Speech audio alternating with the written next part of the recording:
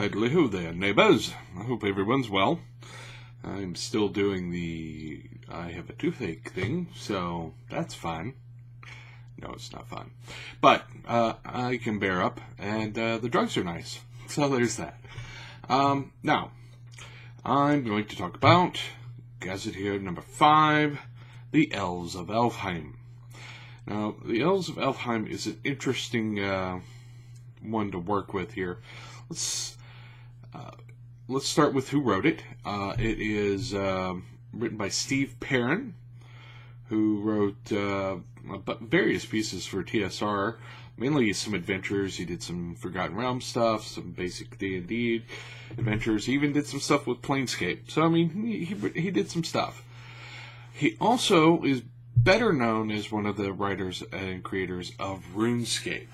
Now, RuneScape is another role-playing game that sort of got its start around the same time, revolving around the world of Gloranthia, and it was published by Chaosium, I believe.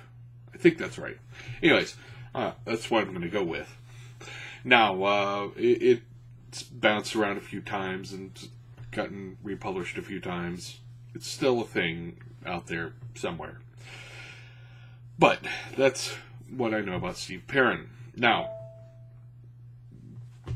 apparently I have new mail. But it's,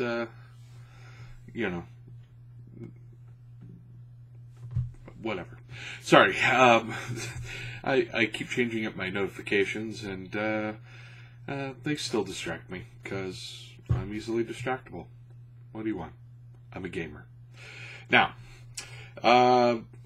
this is the Elven Gazetteer, obviously, the Elves of Alfheim. Now, this does not describe the Elven homeland. This is not where all the elves in the world come from. This is the Elven nation on the major continent that is described in the Gazetteers. Now, there is a section in the history talking about, what the Elven homelands are like and so on, and it actually describes the history all the way back to the time of Blackmoor. Now, Blackmoor is, as I've discussed in previous things, sort of the ancient history of this particular realm. Now, Blackmoor was originally a creation of Dave Arneson, and they just sort of integrated it into like 3 or 4 different places in various things that TSR came up with later. But in Mystara, Blackmoor's age is an age of high fantasy followed by terrible cataclysm. And the elves date back to that time. They remember Blackmoor and don't remember it well. They don't like the people of Blackmoor, according to their history. Now, after the time of the, what do they call it, the Reign of Fire, the elves withdrew from the world for the most part. There were some that were left behind, and that kind of becomes a problem for some of them. But the rest of them sort of withdraw from that continent and the rest of the world to sort of survive and get through. During this time, there is an elf that actually rises to prominence named Ilsundel, I think is how it's pronounced. And he actually becomes an immortal, and his sort of act that takes him from being just a paragon to stepping into the path of immortality is he creates the Tree of Life, which elves tie their lives around, and there's an entire civilization around. Step forward several centuries. They decide that they want to expand, because while the birth rate on elves is slow, give several centuries and in a limited amount of space and resources and of time, they have to expand. So they decide to come back to the continent that they left behind, many centuries later. And they take new pieces of the Tree of Life with them to plant in the new land. Now, the land that they went to, this is kind of interesting, was barren. It was a sort of barren plain that nobody wanted. They showed up and using weather magic, which is tied to the desertification of Yalarum and the fall of the Nithian Empire, which is an integral part of the Yalarum packet. That a lot of the same magic that created that desert was used in making Alfheim a forest instead of this sort of barren plain. And they planted the trees of life and such to help them out with making it a fully viable elven kingdom. Suddenly everybody wanted the place because, well, look, it's pretty. It's filled with elves. They must know something we don't. And the elves don't take kindly to that, so they don't get along with the humans in the area, or the dwarves, or anyone else, really. And that's where Alfheim comes from. Now, these elves are painfully stereotypical. These are Tolkien-inspired elves. They are willowy and nature-loving and distrust anybody that's not an elf, and they look down on the younger races, and they worship trees, and they're isolationists for the most part, but also, for the most part, good-natured. They are super inspired by Tolkienian elves, and not a lot of straying from the classic elven stereotype you find in most fantasy RPGs. In the nation, there's only one real city, and it's called Alfheim City, which honestly is not a great name. I would have expected, something better than just Alfheim City. It's maintained for the benefits of the humans and other races that come to visit and trade with the elves. And the elves that do live in the place actually live in the trees above it, so they can look down on the humans. I couldn't make that up. That's actually kind of cool. It describes their relationship with other races pretty well, actually. Now, the rest of the book does talk about some cultural breakdowns, things like the societal roles, like clan masters and tree keepers.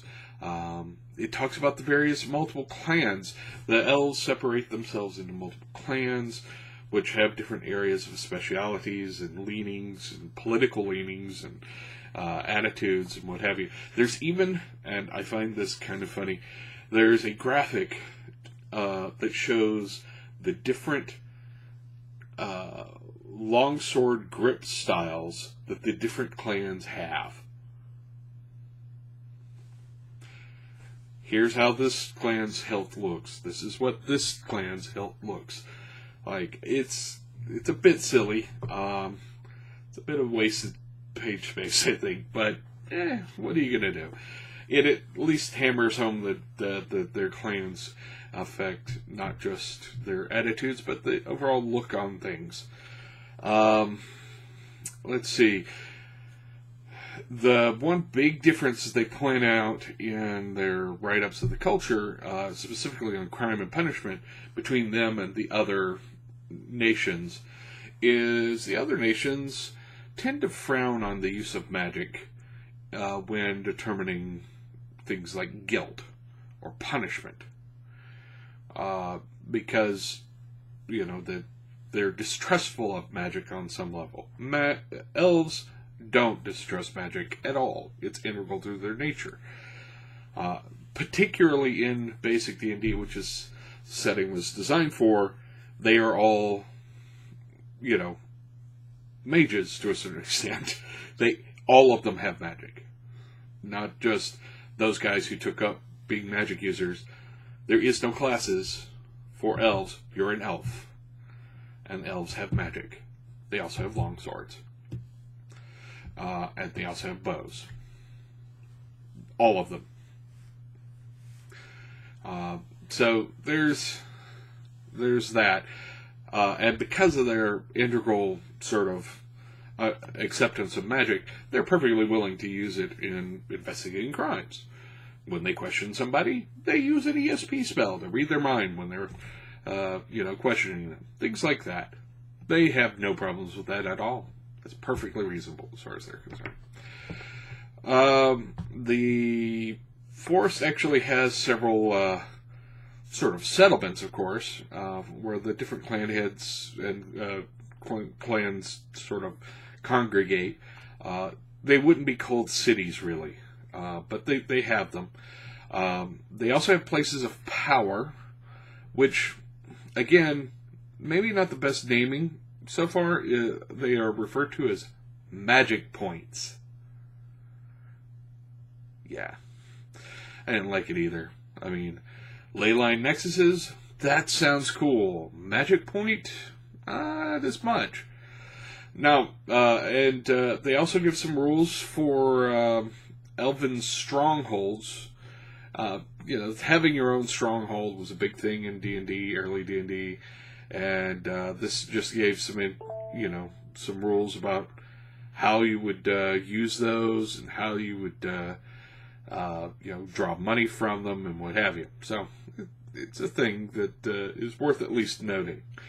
Now, they also give some rules about elven longswords, elven arrows, and elven clothing.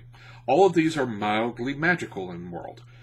When I say mildly, elven longswords get a +1, but wouldn't hit things that require a +1 to hit.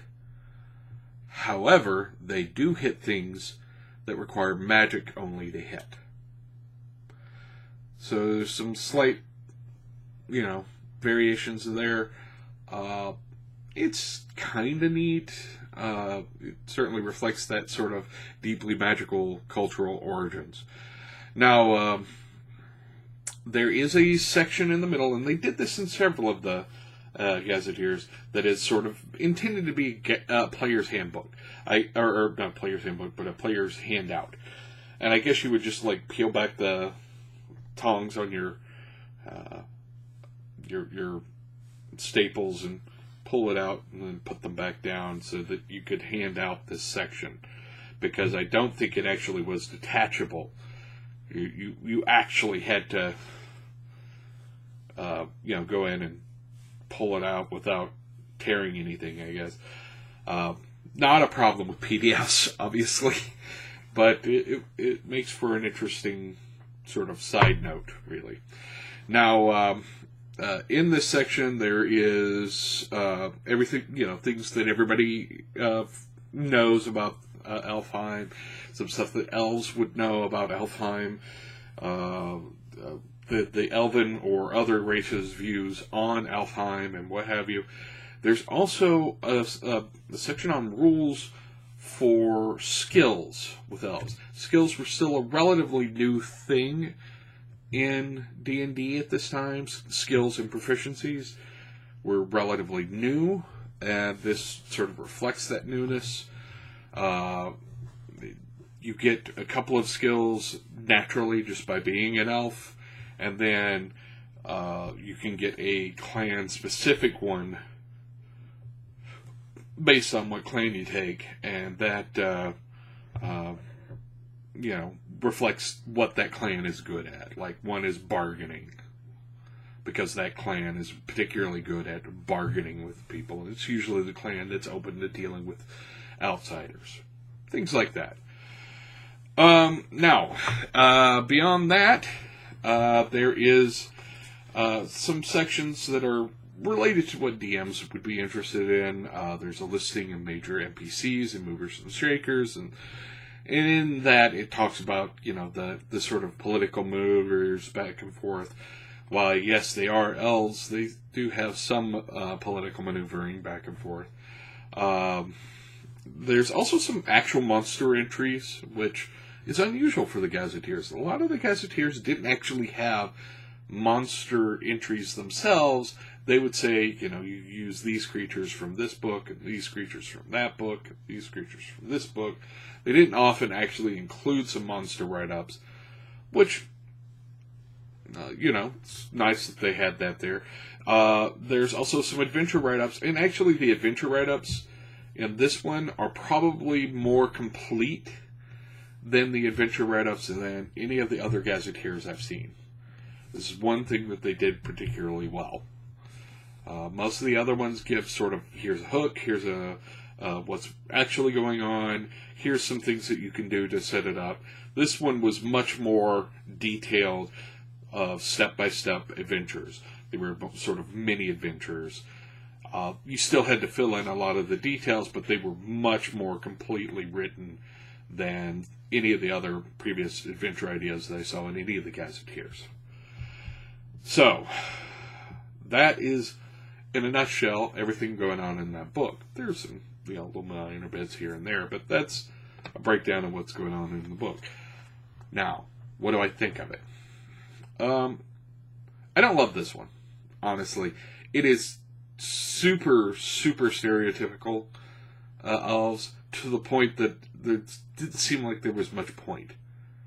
It wasn't all that interesting. They weren't doing anything new or strange and unusual. It was just, here's the elves that you expected to find.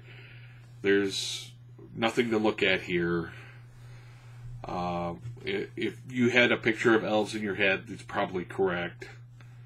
And also, it's very much a sign of something that old school settings had a lot of, which was the racial monoculture, which is, rather than elves being integrated with the rest of society, there was elven culture. There was a dwarven culture. There's a halfling culture.